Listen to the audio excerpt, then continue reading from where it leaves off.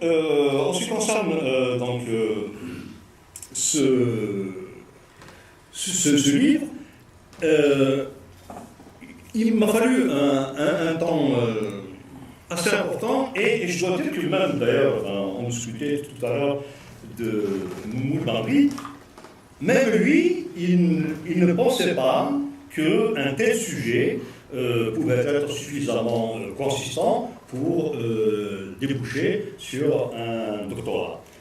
Et pourtant, là aussi, c'est quand même important de situer aussi un contexte, c'est aussi un petit peu grâce à lui. Hein, c'est ça, justement, Moule-Henri. Il y a plein de choses auxquelles, sans le vouloir, comme disait Pierre Bourdieu, sans le vouloir, il y est. Hein, donc, voilà. Et en fait, et ça, c'était une fois que je l'attendais, j'étais comme un grand nombre, comme tous, je crois, ici, enfin, tous ceux que je connais ici, étudiant donc, de Moule-Henri. À l'époque, c'était donc à la fac centrale à Alger, et c'était en attendant Moule-Henri dans un rendez-vous que j'en avais, c'était au CRAP, ceux qui connaissent, donc à Alger. J'attendais et venait de sortir la publication trimestrielle, je crois, c'était l'Ibica. Bon, je le feuilletais en attendant, et je tombe sur un article de Musso. C'était masque, Calabrese, je l'ai vu, en grande cabine. Et c'était en fait ça, quand une dizaine d'années après, je me suis retrouvé à Paris, qui m'a fait aussi penser à ça, et on les a aussi avec un autre souvenir que j'avais. Et donc, je m'étais inscrit chez Camille Lacoste, qui m'a fait d'ailleurs une préface. En fait, c'est parce qu'il s'agissait de trouver la clé. Hein, bon, tout le monde voyait des choses qui se produisaient autour d'eux, surtout les voyageurs de l'époque ou ceux qui se piquaient de quelques connaissances. Quand ils voient, à l'occasion d'une promenade, comme disait quelqu'un au sujet de la petite Kabylie, quand ils voient des gens qui portent des masques bizarres, parce que les masques berbères ont aussi cette particularité, justement, de ne pas correspondre à ce que nous connaissons, c'est-à-dire, par exemple, les masques du Mali ou les masques sur lesquels a pu travailler Lévi-Strauss. Ils ont une particularité, enfin, sur laquelle on reviendra. Donc, quand on voit des gens comme ça, qu'on suspecte déjà au départ, dans les années 1800, 1900, etc., au début du XXe siècle, qu'on suspecte déjà au départ d'être légèrement sauvage sur les bords, on voit des violences, des exubérances sexuelles, etc. Bon, on ne prend pas, franchement, la peine de s'y intéresser. Et ensuite, c'est institué au niveau de l'université française, des domaines privilégiés sur lesquels on travaille. Par exemple, c'est la littérature orale pour la Kabylie. La littérature orale, et si on fait un peu d'effort, on va parler aussi de poterie, par exemple. Et donc, on a fait que la plupart des travaux sur la Kabylie, notamment, mais aussi sur les autres parties du monde berbère, c'est un ou deux de conservatoires à Oran. Et à Oran, effectivement, ils ont une très belle salle, bon, dans les 700 ou 800 places, mais une très belle salle de théâtre. C'était donc une formation donc, de théâtre, ce qui m'a permis peut-être de gagner aussi le concours ensuite de l'école nationale d'art dramatique. Après, donc, quand j'aurai trouvé le temps de parler de mon livre, Masque berbère et théâtre maghrébin, c'est ça. Donc, voilà. Je pourrais aussi, comme ça a été évoqué par Kemal Zied, c'est donc sur les travaux sur lesquels qui m'occupent en ce moment. C'est je suis souvent dans le sud du Maroc depuis maintenant 6-7 ans, et ça fait 5 ans environ que je travaille sur une pratique, donc en liaison avec les masques, comme on peut le voir, qui est en train de se mettre en place à Agadir. C'est un carnaval. Un carnaval qui est très très intéressant, et en tout cas qui nécessite des moyens très très importants. C'était il y a 2 ou 3 ans. Et regardez sur la gauche, on voit des adolescents, ce sont pour la plupart, qui tous portent des costumes de peau. Ce sont des peaux soit de bouc, merci. Des peaux soit de bouc, soit de... La qualité, elle est très discutable, mais en fait, c'est un document de travail que j'ai fait. On doit voir aussi le drapeau berbère, parce que chez eux aussi, ils en ont. Voilà. Et on voit donc ce sont tous des adolescents. Et regardez un peu, donc il y a des gens qui se sont noircis la peau, et parce que ça aussi, comme on va le voir, ça correspond à des croyances anciennes. Mais si je montre ça aussi, c'est parce que en fait, le souvenir que je garde de ça, c'était à mon arrivée à Agadir, je crois que c'était en 2011. C'était donc, je savais, et ça c'est un fait aussi qui nous renseigne en même temps sur la place que l'on accorde à la culture berbère dans la société nord-africaine. À Agadir, il y avait pratiquement que moi qui savais que à 2 ou 3 kilomètres, il y avait des gens qui se produisaient de cette manière-là, donc dans le cadre du carnaval, et en tout cas que les masques sortaient encore à Agadir, mais là c'est à l'occasion de l'Aïd el-Kébir. Donc, je venais, donc j'ai été faire donc tout le centre de Agadir, et j'étais vraiment à la fin de la journée fatigué. Je n'ai rien vu, je n'ai pas vu de gens masqués. Pourtant, je me disais bien qu'il devait être quelque part ici, mais dans le centre, rien. J'étais fatigué, et donc je remontais chez moi. Et je suis passé, pour ceux qui connaissent, par le souk d'Agadir.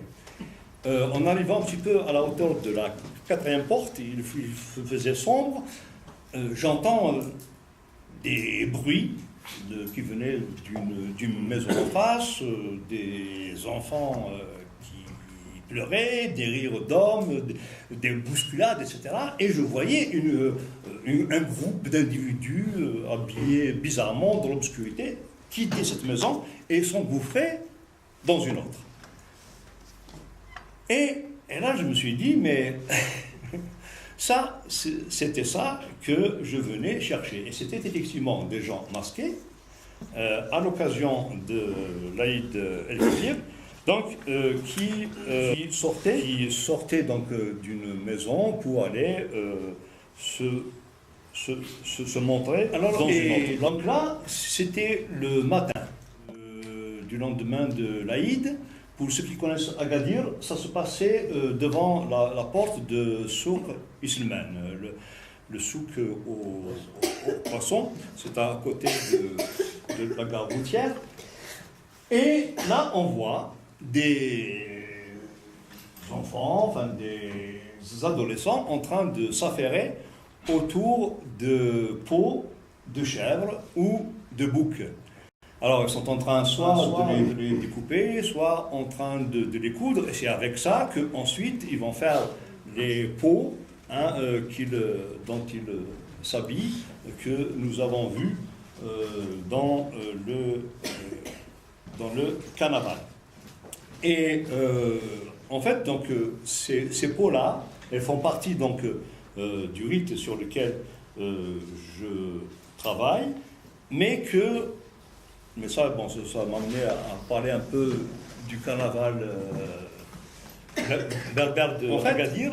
On n'arrive pas encore, à ce que j'ai vu dans le carnaval, on n'arrive pas encore à vraiment les intégrer, toutes ces pratiques anciennes, et ce qui fait que souvent on voit plutôt des tableaux qui ont été inspirés du carnaval latino-américain notamment. Et là, j'ai une citation de Laoust.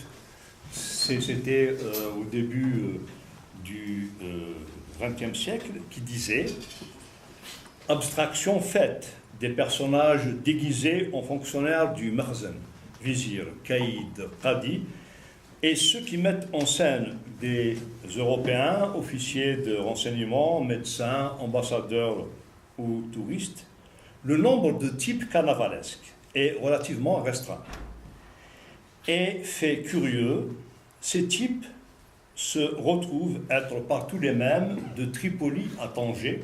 Vous imaginez, c'est plus vaste que l'Europe. Du Sousse à la Cyrénaïque. Cette uniformité, constatée en des lieux si divers, constitue une autre particularité importante du carnaval berbère. Donc c'est dire qu'avec une surface aussi importante, les masques gardent quand même, malgré naturellement une diversité que l'on imagine sans peine, ils gardent quand même des caractéristiques spécifiques qui fait que on sait, enfin, pour ceux qui s'y intéressent, on sait qu'il s'agit de masques berbères et non pas de gens qui n'ont rien à faire et qui ont décidé de se masquer. Donc, et ça, c'est important parce que, en fait, donc, non seulement j'ai réuni un ensemble de documents à ce sujet, mais j'ai aussi apporté la preuve que, contrairement à ce que nombre d'auteurs avaient dit, il ne s'agit ni de mascarade, ni de carnaval, et qu'il s'agit de masques rituels, ce qui constitue quand même un sujet en anthropologie assez sérieux. Et donc, ces masques, dont on verra tout à l'heure de quoi ils retournent, ils obéissent partout à une périodicité. Et là, évidemment, bon, là, j'ai essayé de ramener à une dizaine de pages 260, donc vous comprendrez et je solliciterai votre indulgence. Donc, alors, et cette périodicité, on la remarque partout, la même, que ce soit en Tunisie, à Tunis, à Tripoli, à Irgun, il y a même des documents qui parlent donc de Irgun. Alors, ils obéissent soit à un calendrier. Alors, l'observation, c'est de façon assez admise de dire que ces masques sortent à l'occasion des fêtes musulmanes.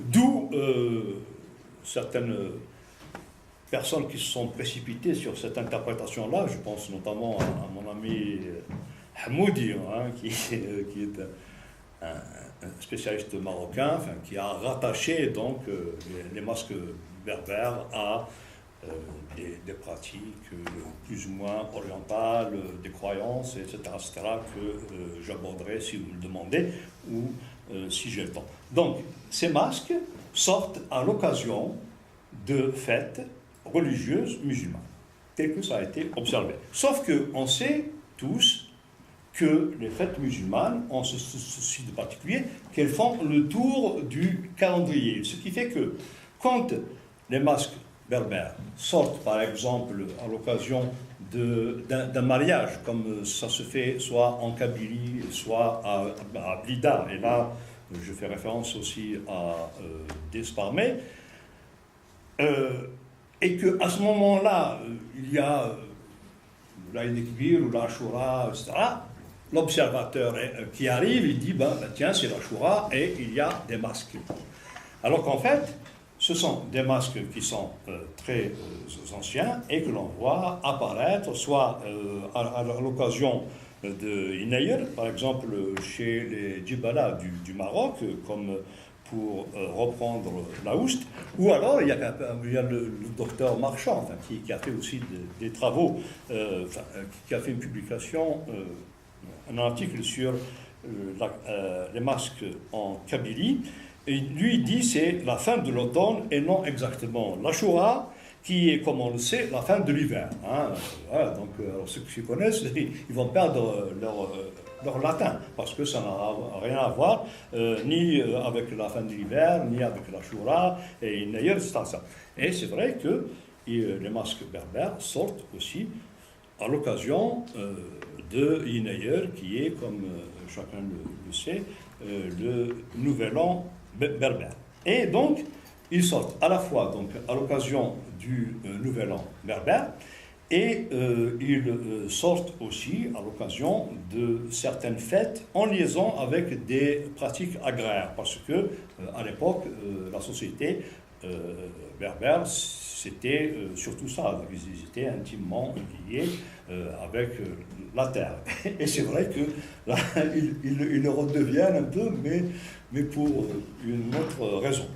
Donc, on voit donc ces masques qui sortent soit à l'occasion de la Shura, ou alors, et ça apparaîtra un petit peu plus tard, c'est sur commande. C'est quand on en arrivera à un moment où cette pratique rituelle aura atteint une telle envergure qu'il était de bon temps, que ce soit au Maroc, même par exemple dans la cour du roi, de faire venir des gens masqués pour égayer un peu des réunions, et on trouve aussi ça donc dans d'autres régions de Tunisie ou d'Algérie. Alors, il y a aussi, donc, c'est une distinction aussi donc, des masques berbères. Donc, il y a une durée qui varie le plus souvent en fonction, en réalité, des moyens, parce que ça exige une certaine mobilisation, en tout cas des gens enfin, qui s'occupent d'organiser la fête, et du rayonnement du groupe qui l'organise. Là, donc c'est en Kabylie. En Kabylie, là, vous avez des masques. Donc celui-là, c'était d'après donc, les de Musso. Et là, on voit comment, bon, ce n'est pas dans le bon ordre, mais on va le voir tout à l'heure, c'est une matière qui est tout à fait récente dans la pratique. C'est-à-dire que, traditionnellement, d'abord, le carton, il n'est apparu que tardivement, il est apparu que beaucoup plus tard dans la société kabyle, et qu'on n'utilise pas ce genre de matériel. Mais ce qu'on voit, et qui les distingue, les masques berbères, c'est qu'ils sont tous poilus. Hein, ils ont tous des barbes ou alors des moustaches dans certaines conditions, quand il s'agit du masque de l'âne, par exemple, parce qu'il y a deux masques principaux, c'est le vieillard, Amrar, etc. Bon, après, au Maroc, et il y a le vieillard, il y a la vieille, hein, qui sort souvent donc, avec le masque, et il y a aussi donc Hélène, hein, les esclaves, il y a aussi d'autres personnages qui apparaîtront. Alors là, c'est au Maroc. Au moment où donc le rituel, le rite s'est développé, donc ça donne des troupes qui sont très importantes. Et nous voyons toujours ce qu'on a vu. Ça, c'est une photo qui a été prise en 1910 environ. Nous voyons très bien les peaux qui sont évidemment les mêmes que celles qui ont été reprises, donc au moins un siècle plus tard, et qui habillent ici un personnage de la troupe. Et donc c'est soit au Maroc on dit Bilmaoul, c'est-à-dire celui qui porte en berbère, Bilmaoul, celui qui porte les peaux, ou alors Boujloud, celui, donc c'est en arabe. À Agadir en 2013, et nous on voit comment donc l'un des officiants à l'occasion de la sortie des masques, comment à la fois donc il est entièrement vêtu de peau de chèvre ou de bouc, et là aussi c'est pas un hasard. Et on voit surtout, ce qui est très important, vous voyez, il y a quelque chose qui sort de la tenue, qui est une patte de chèvre ou de bouc, en tout cas de l'animal, ou peut-être même du mouton, parce que dans les croyances, il était important de toucher les gens, et les gens même cherchaient à être touchés, frappés, bousculés par les masques, parce que c'est censé justement apporter de bonnes nouvelles. En tout cas, c'est censé améliorer le quotidien, c'est censé donner une meilleure situation, soit à la nature, soit donc au groupe. Donc, et ce sont ces croyances-là aussi qui sont très très importantes, que l'on retrouve dans les masques berbères, comme dans les masques sur lesquels a travaillé les Lévi-Strauss ou les masques du Mali, que l'on retrouve aussi donc associés à des croyances qui sont là pour la vie, donc des... Alors, je vais quand même conclure.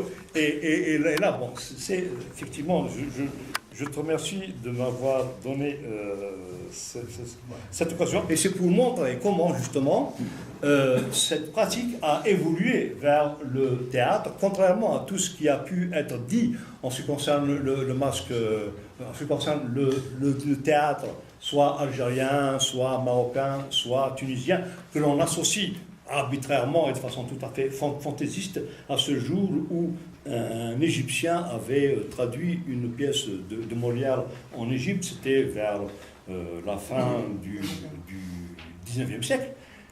Et là, je l'ai retrouvé donc, en me relisant, parce que j'avais complètement oublié.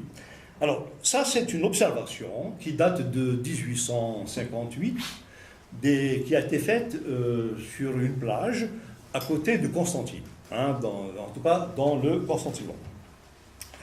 Alors, et donc ça, c'est un administrateur, non, c'était un interprète, un interprète, donc, voilà. Alors, ce qui m'intéressa le plus fut une comédie improvisée sur la plage et qui fut très bien jouée. Le sujet était la manière de gouverner d'un bey voisin. Un individu qui ressemblait à ce bey fut assis sur une chaise en guise de trône. Il avait sur la tête la grande calotte rouge traditionnelle. Bon, et là, donc, on parle de la suite, donc, du personnage qui avait une barbe, etc., qui est descendu de la montagne. Il s'anime alors, élève la voix et termine en maudissant le bey et en appelant tout le monde à la révolte au milieu d'un tonnerre d'invectives vigoureuses. Toute l'assemblée, spectateurs et acteurs, se précipite autour du bey, donc du personnage du bey, l'enlève de son siège, le dépouille et le lance à la mer, d'où on l'empêche de revenir à terre en lui jetant des cailloux aux applaudissements de nombreux témoins de cette curieuse comédie. Et ça, c'était quelques décennies avant qu'un